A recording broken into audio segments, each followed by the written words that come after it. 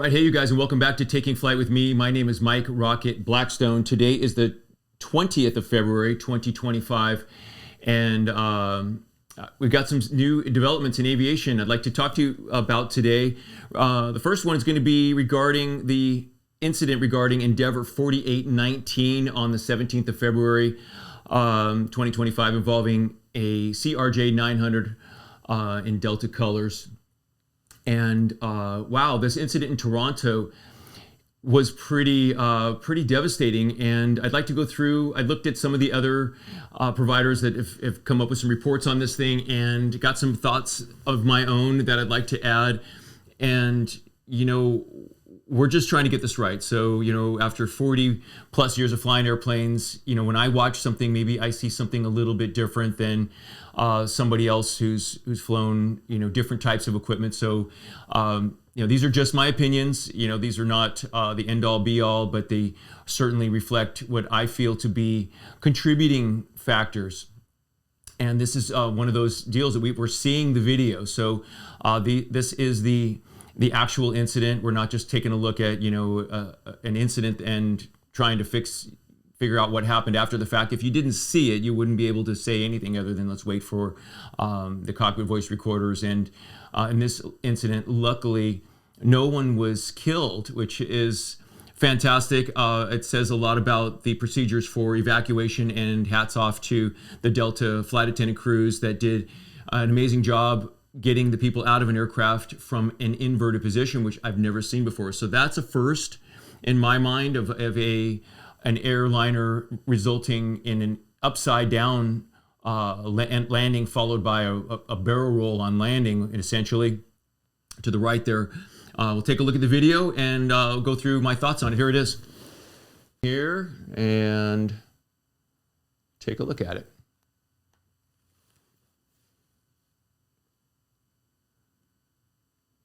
I'm running this at half speed.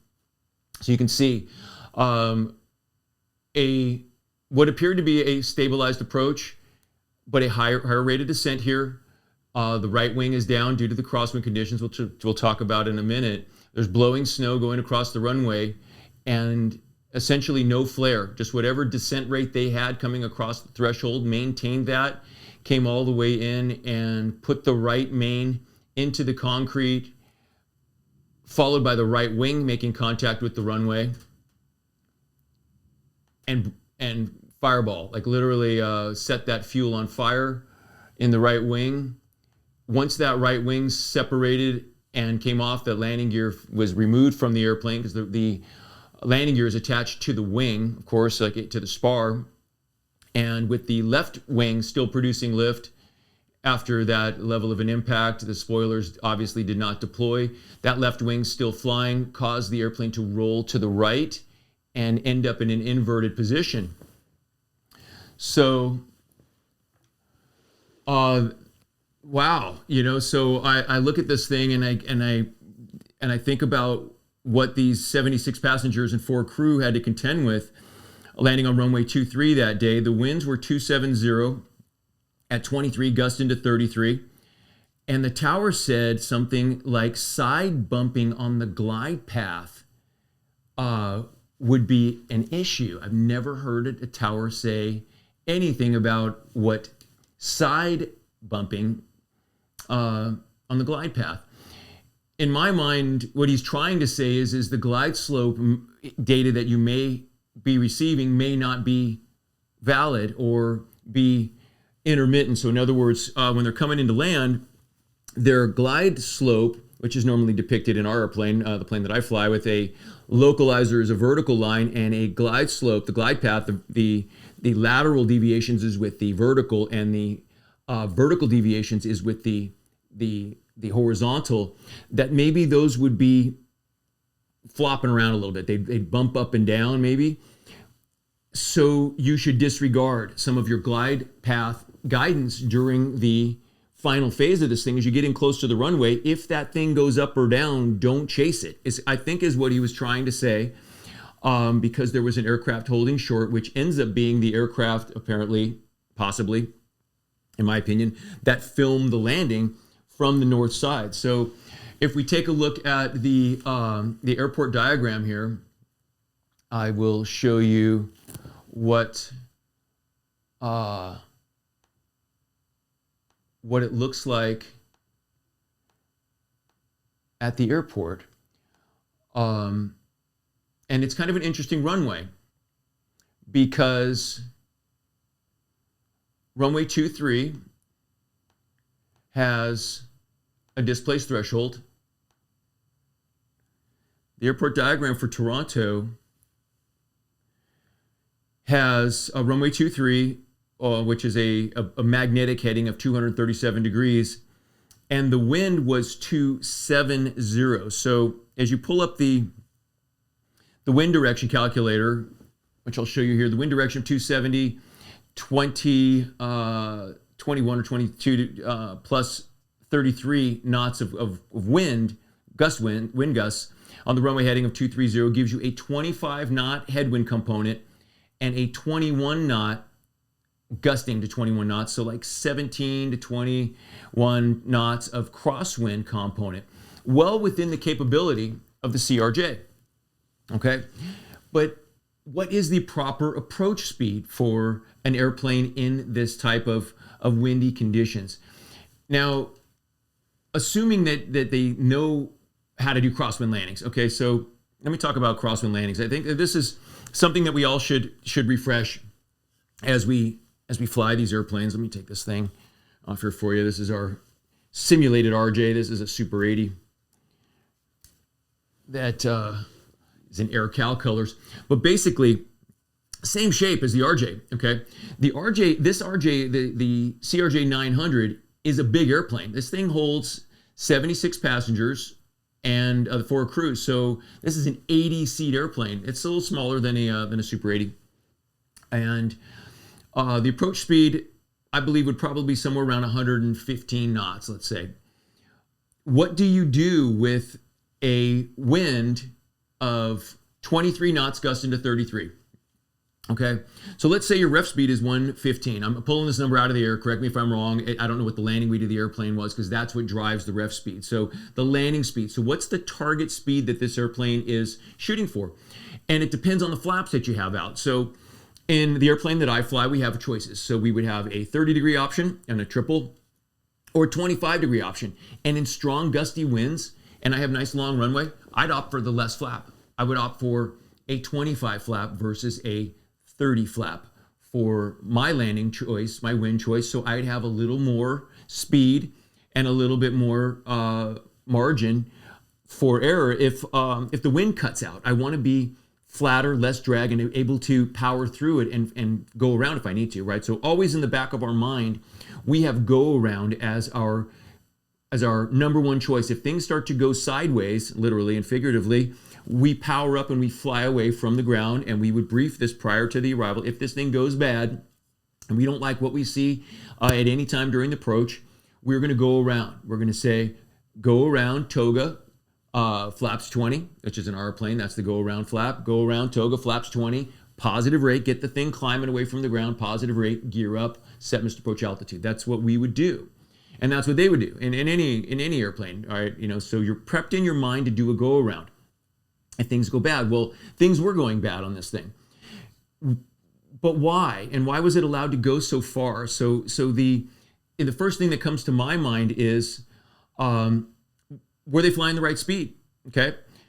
With gusty winds, you can't be flying like ref +5, a normal no wind or 10 knots of steady state wind. We would fly, say 115 +5. You'd fly 120 all the way in ref +5. Okay. But in this gusty wind condition, you're going to have to do a little bit more calculation. Say, okay, so what is the wind? Well, we got 23 knots of steady state wind.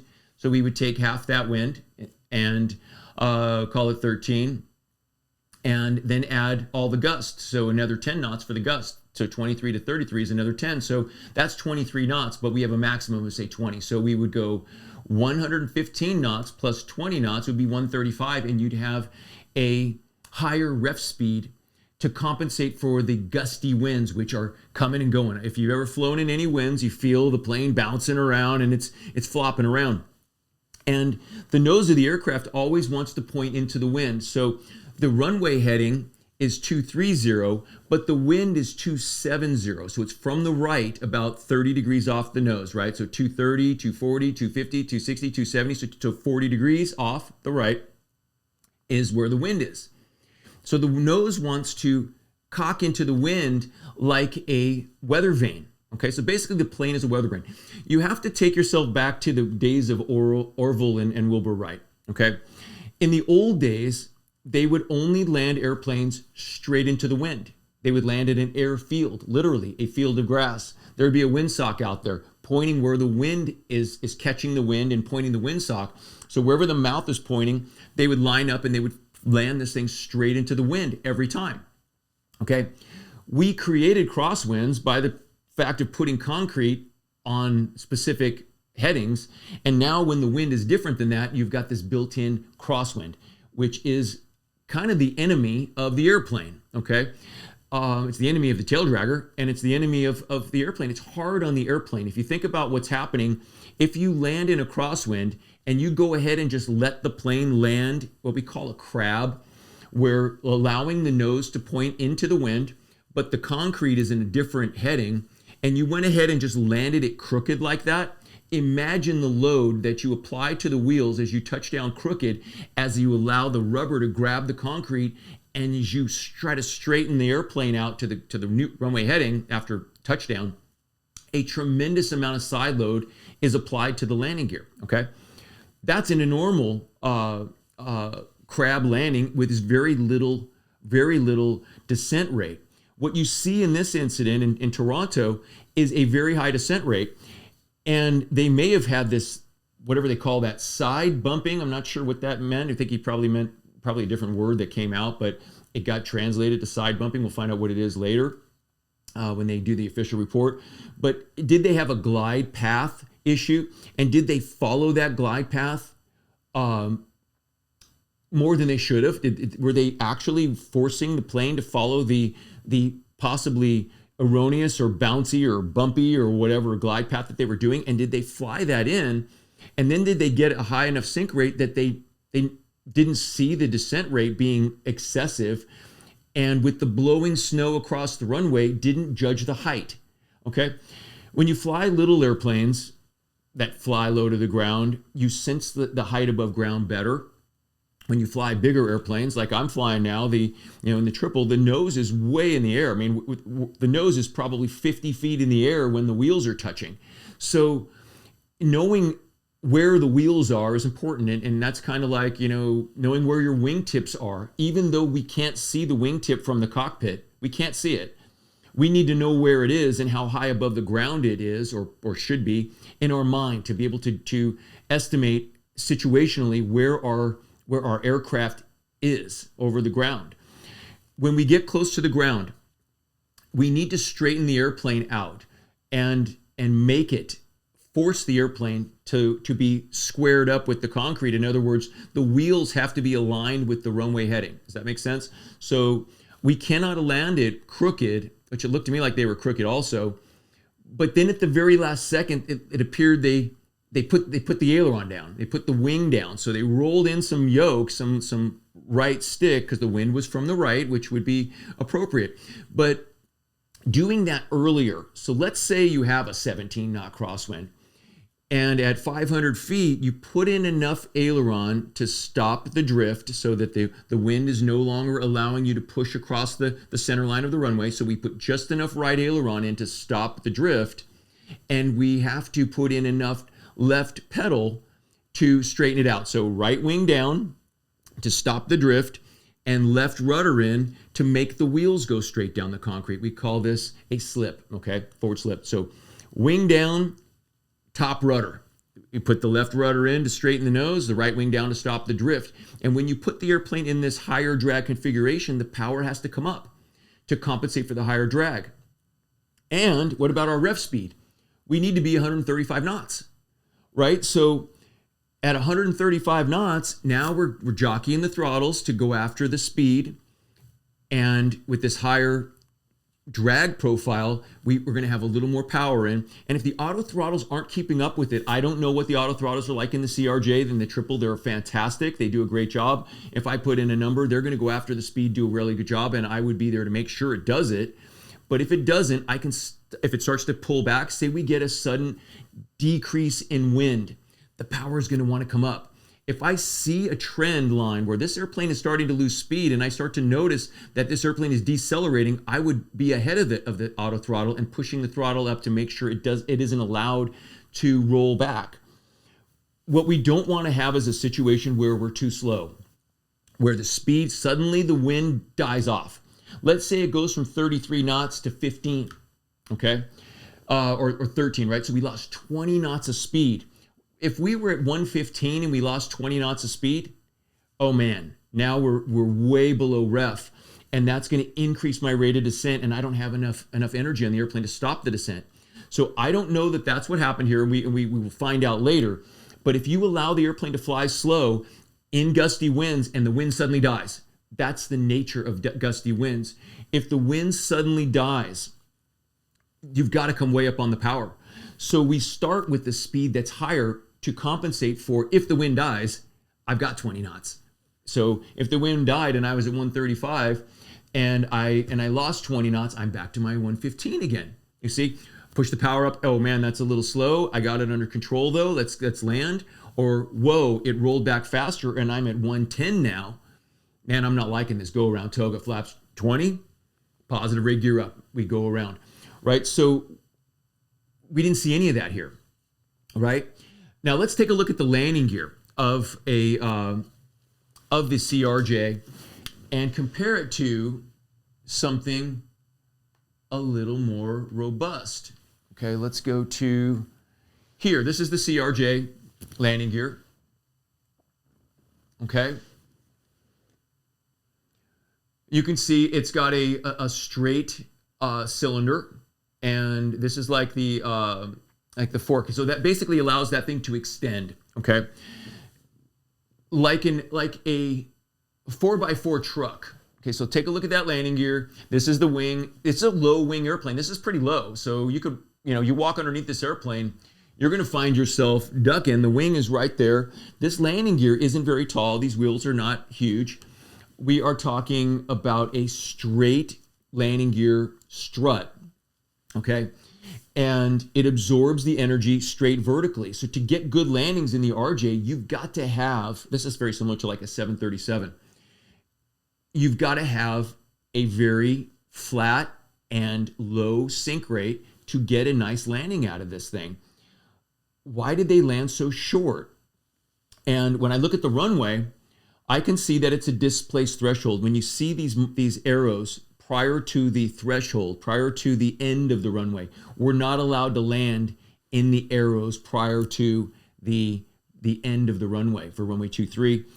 But when you have an overfly area like that, you may be tempted to get below the glide slope, fly down lower than the glide path, especially if that bumping thing was causing them to feel like they wanted to die for it. I don't know. We'll find out from the CVRs and the interviews with the pilots. But they seemed to get below the glide. They flew low. They fell into the trap of let's get low and let's land shorter. And I believe they may have done this with the thought of we want to get the airplane down on the concrete so we can begin braking. And they were running 90 minutes late. Did that play into this? The mindset of we're late, we want to get down, we want to get off earlier. There's a planned exit point that we want to get off at. Do we want to get to the gate quicker? Why land shorter? I don't see a huge reason for it. The 90-minute late just shouldn't be an issue.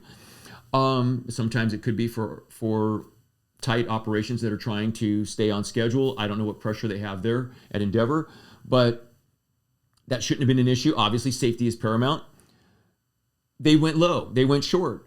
Did they want to get the wheels on the ground so they can begin braking? And then now they're starting to think about, will the wind blow me off the side of the runway? Okay. In a crosswind with that weird blowing snow visual situation that you see, maybe they wanted to get that thing on the ground and get it slowed down and get it stopped. They were thinking more about the touchdown and rollout than they were about the the flare in the landing. Maybe they decided we're going to make this a firm one so that we can get on the brakes. I never see a great time for a hard, firm landing. If I can, I'm going for a smooth landing every time in the touchdown zone, right? So it's not, oh, I'm going to go smooth, so I'm going to sacrifice accuracy for smooth. No, we're going to fly the path. We're going to do the round out at the appropriate altitude. We're going to have the proper speed. We're going to roll off the throttle at the right time. We're going to put the wheels on the ground in the touchdown zone. We're going to have the aileron into the wind. We're going to have the rudder in to make the nose straight. We're going to put this thing into reverse as the nose is onto the ground, into reverse, max reverse to get better reversing is the best way to stop an airplane. Even the engines with the engines in the back, usually. Okay. And roll out and use the brakes. Get the thing stopped. But clearly a hard bounce landing isn't the way to go here. It looks to me like they never got the sink rate arrested. They landed at the last second. They put the aileron in. Why? Were they on autopilot all the way into this? I hope they were hand flying it, but maybe they weren't, and clicked it off at the last second. See, to me, turning the autopilot off early so you can get your hands on this thing and feel what it's doing to get ahead of the gust, to feel what it's doing, get the proper aileron input in to stop that drift at a 30-knot crosswind. The nose is going to be crabbed pretty far to the right, maybe 15 degrees, right? And you're kind of coming in sideways. So you need to put that aileron in to stop the drift, and then you need the left rudder in to make it straight. And you do all of that at a little bit farther out there, and then get the power set right. So now everything is dialed all the way in to the runway. You come across the threshold at approximately 50 feet, a radio altitude over the ground. Check your altitude, check your speed, begin your round out. Make sure you've got everything under control before you roll the throttle off. Let the speed slowly start to deteriorate. Put the right wing down on the runway. If the wind is from the right, you would want to touch down right wheel first, slightly ahead of the left wheel. Knowing how much bank you can do to avoid wingtip contact. Now, if you go ahead and just drive this thing into the ground, so let's take a look at that landing gear again. Okay, look at this view. Right, so this landing gear, once you compress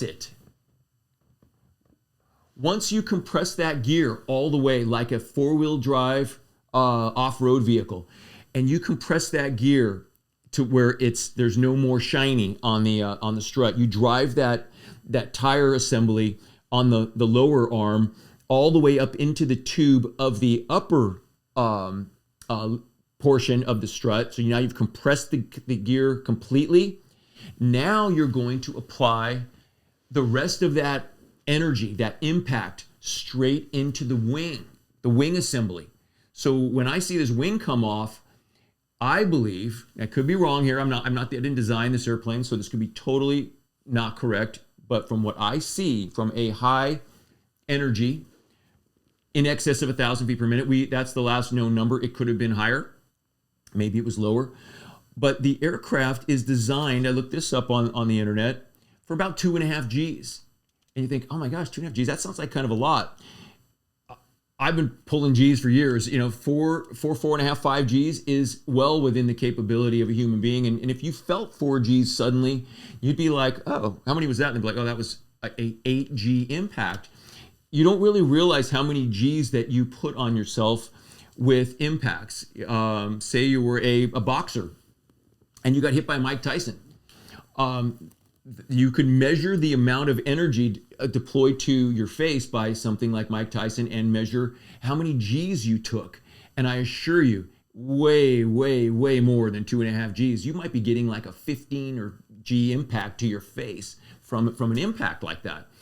So let's take a look at this thing. So the Endeavor airplane, that CRJ, if it was fully loaded, and I don't know that it was, we're going to make a couple of assessments here, just approximations. Let's make some speculation, okay? That thing's max landing weight is 73,500 pounds. I don't think it landed at max landing weight, but let's say it did. 2.5 Gs. What is that? How much weight is that? So you take 73,500 times 2.5. That's 183,750 pounds. Wow. right? So take a look at that landing gear and ask yourself, if they reached 2.5 Gs and they applied 183,000 pounds of force to that wing, could that be enough force to break the spar off, break the wing off? I think that's a lot of force. That would do a lot of damage to any aircraft. Okay, so for example, let's go back to the to my example here. What do you think of this? Okay, now I don't know what the experience or the backgrounds of the pilots were. This is an FA-18 Hornets landing gear. Take a look at the robustness of this thing. It's only a single tire, so that the tire doesn't make it strong. The tire is how we stop the airplane and roll around on the ground for non-carrier operations. But the way that they built this landing gear, look at the design, the strut, the impact, so the amount of travel that thing can do. Plus, it's got this trailing arm to help absorb energy. Okay, the F-18 is designed for 6.5 Gs of impact, which is over 3 times the amount of impact that the RJ was designed for. Obviously, this is a carrier-based aircraft. Let's take a look at what it looks like. Let's take a look at what it looks like when the F-18 was developed and dropped. Check this out. I gotta check out this video. Okay. Look at this thing. The slow motion of the drop test of the F-18 landing gear during certification back in the day. Look at the abuse this thing can take. Wow. I mean, a max gross weight F-18 being dropped and experiencing a tremendous amount of force. That is what that landing gear would need to look like on a plane that's just going to go ahead and just drive into the concrete, okay? If you're just going to drive into the concrete, you need robust landing gear with trailing arms. It's the landing gear that angle back like that, not just a straight strut. Because once that thing bottoms out, you're going to apply the rest of that force straight up into the wing. So it didn't surprise me that wing broke off from the 180, possibly 183,000 pounds or more. If he hit with a higher vertical speed, it would have been even worse. So the calculation for this is, I'll publish it for you so you can calculate force and the math that it's required to do it. I'm not an aerospace engineer. My dad was, so that's not my specialty. But you start to see how things can add up to more than what you'd imagine. And measuring G forces and loads applied to metal helps you understand. Okay. All right. So that's what I have initially thought about here. And the blowing snow for possible vertical, to judging height, I get it. So where I'm going with this is flying isn't just something that you take a class and you just do it. I don't know what the experience level of the pilots was. The Delta CEO came on and said that they were experienced. Of course, they were experienced enough to get the job. But we don't know what experience level you have when you get out to the airline world. If you did a 15 or you practice your max crosswind landing in the simulator, it's different when you do the max crosswind landing in the simulator and do it in real life. Okay, obviously the stakes are higher. You want to do a good job in the sim, but you still know that there really isn't any danger for you in the simulation. There is the danger in the real life. So being able to do it in real life and being able to do it in the simulation are pretty much two different things. And the hours that people have, everybody says, "Oh, it's all about the hours," and I get that. How many hours do I have? It doesn't matter. It's you get in excess of 30,000 hours, but 30,000 with the autopilot on, does that count to the same as 3,000 and not flying an autopilot at all? Of course, the more you hand fly, the better you would be. So I find that the guys and gals that do the best are those who do not rely on the automation while they're learning. They learn to develop the proper discipline. And aviation really is about discipline. Doing a good job on your studies, of course, practicing and getting excellent at your muscle memory, so that the flying isn't something you're having to think about continuously. You should just be able to get there and just fly, right? And where does the stick need to be? Where does the throttle need to be approximately? Can I just make it do what I want it to do? And be able to do that day or night, 7 days a week, 365 days a year. Can you pull it off in any weather condition? And the more experience you have, the better off you'll be. So as I look back at my career, I was glad that I came through the commuters. I flew SOP 340s, which is a high performance 28,000 pound turboprop. That airplane is half the size of the CRJ. And a lot of new pilots that come out of flight training and get hired at a place like Endeavor maybe never flew a turboprop. They went straight into this jet, and it's not a little airplane. And it's 73,000 pounds max landing. It's over 80,000 pounds of airplane. That's a lot of airplane, a lot of energy to take care of. And the heavier the weight you have, the more inertia you have to stop. So getting a high rate of descent down low near the runway is not good. Anything north of, in excess of 1,000 feet per minute, should get the hairs back on the back of your neck standing up on arrival. And the only time I would be high airspeed close in is if I have a high ground speed due to some malfunction. Let's say we're going to do a flaps 5 landing because we have a flap malfunction, and the ground speed might be 200 knots. Okay, half the ground speed would be 1,000. That would be what it takes to do a 3-degree glide all the way in. So that's another little math, like my 3 times the altitude mathematical equation that I've used for years to determine how high I need to be in order to get down, right? So from 10,000 feet, 3 times the altitude, I need 30 miles to get down from 10,000 feet to the runway on a reasonable 3-degree glide. And at what glide? Rate of descent, rather, half the ground speed. So if I'm doing 200 knots ground speed, I would be doing 1,000 feet per minute rate of descent all the way in from 10,000 feet at 200 knots. Okay. If it's 300 knots, what is it now? Well, half the ground speed, 1,500. Okay. Then as you get in slower, then you go half the ground speed. So at some point we're at 150 knots. So then about 750 now. So you can kind of see how we do it. I want people to realize that these things are not. There's no magic. There's no mystery to aviation. We want you to know how to do it so that when you become a pilot, if you want to become a pilot, that it's not just press a few buttons.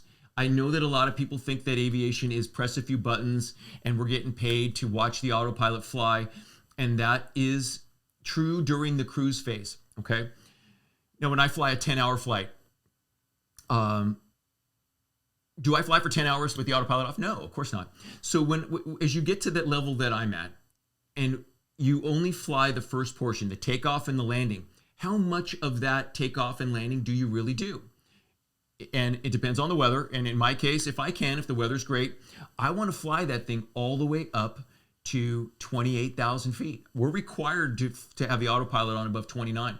So if everything's working properly, does it hurt the pilot to practice hand flying this thing all through the takeoff, all through the climb profile, all through the cleanup, all through the navigation, through the altitude level offs, and get it up there and then turn the autopilot on? That could be 15 or 20 minutes, okay? 20 minutes on the front end, 20 minutes on the back end. I got 40 minutes of hands-on flying time to hone my skills. Why wouldn't I do that? So that when my day comes to land in Toronto with the wind gusting, it isn't my first 5 minutes of flying an airplane in days or weeks or months. You could see the tendency to lean on the autopilot more, and the autopilot, it won't save you. It doesn't know how to adjust for the crosswind or the gust, or it doesn't see it. There's only you and your partner. So let's talk about the partner. If I'm hand flying the airplane, or let's make it the other way. Let's say the captain's hand flying the airplane for an arrival, and I'm the non-flying pilot. I'm talking on the radio, and I'm monitoring the wind. I'm monitoring the sink rate. I'm monitoring the engine parameters. So what would be wrong with me saying, hey, boss, the wind is now, from the right at 25 knots. It's forecast to be at 18 knots when we land there. So right now we got 28 knots on the from the right. And as we get down lower, I might tell him it's down to 8 knots, boss, from the right. So that he knows what he's dealing with as he gets in closer. If I see something excessive on the descent rate, hey, boss, we got 1,500 feet a minute rate of descent. Why? Do we have an excessive downdraft? Do we have the wind shift? Did the wind go from a headwind to a tailwind? And maybe the pilot flying is so busy flying, he didn't notice that. So I have a velocity vector of where the wind is coming from and its speed based on the GPS. Somebody ought to be watching that and paying attention to it. So you can kind of keep doing the how goes it. How are we doing? Is everything working out the way we should be seeing it? So hopefully some of this has helped. I've got the diagrams for you for the Toronto airport. You can see what we were dealing with. You could see where they landed. This runway was super long. There was no reason to land short. There was no reason to land hard. There was no reason to land, and the runway had great braking action. Braking action 555. That's a runway assessment. I just landed the triple the other day in a snow was coming down, and we were thinking about it all the way in. Hey, what if the braking action's 555? What's my landing distance for 555? Which is braking action good, wet only, and blowing snow or wet and snow at all, less than 1/8 of an inch, and treated. The runway's got some kind of a salt liquid treatment on it. We're expecting excellent braking action. The reversers are going to work awesome no matter what, but I want to know what my wheel braking action is going to be. And if it's less than that, are we still good? If it is less than 5 and it's a 4 and it's a medium braking versus the better, what's the difference? It was about 1,000 feet difference. And on an 11,000 foot runway, no factor, okay? On an 8,000 foot runway, that starts to become an issue. So you've got to be thinking about these things all the way in and giving yourself the best chance for a successful mission with no surprises. And if anything turns bad, a go around is always in the back of our mind. If any of us see that, hey, it's not looking good, and why don't we try this again, you guys? Let's put a few extra minutes in our logbooks, right?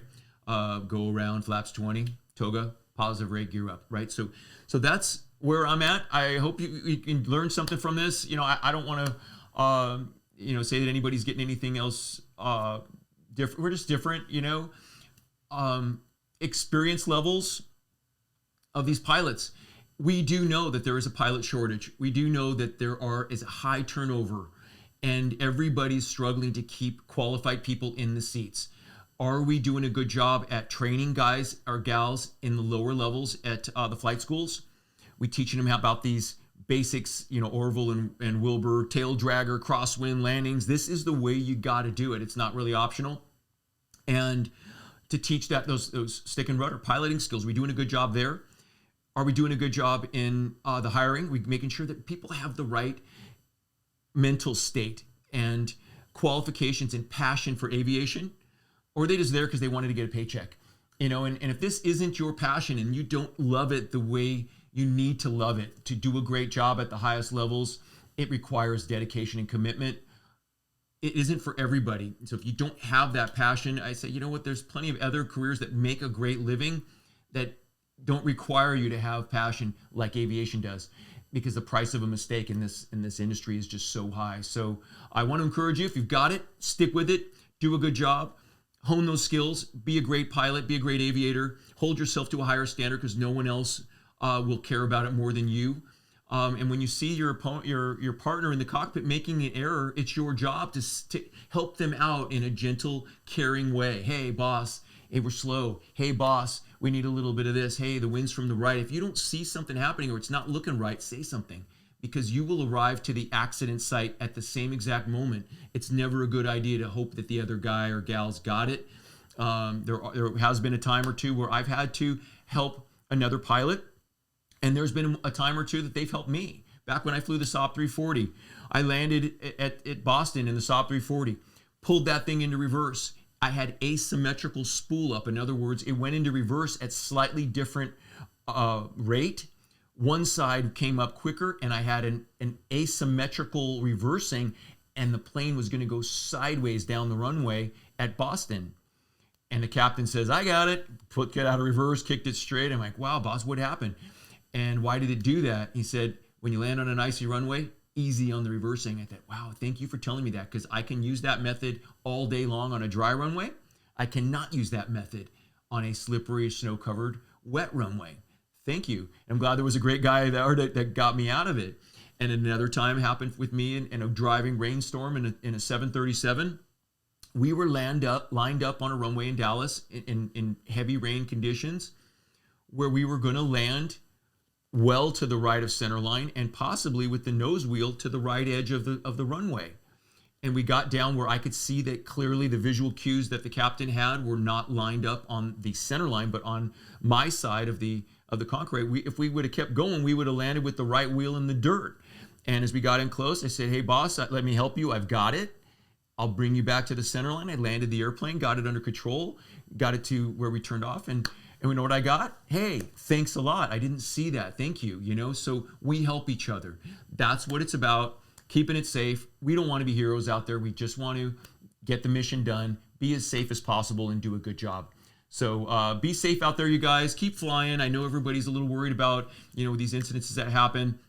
This is something that we're going to have to contend with as we make the transition to more flying with new people, tighten up our tolerances, get better at what we're doing, practice, and get everybody up to speed. It's going to be fine. So hope you guys enjoyed it. Thanks for watching Taking Flight with me. My name is Mike Rocket Blackstone, and I'll see you next time. Keep on flying.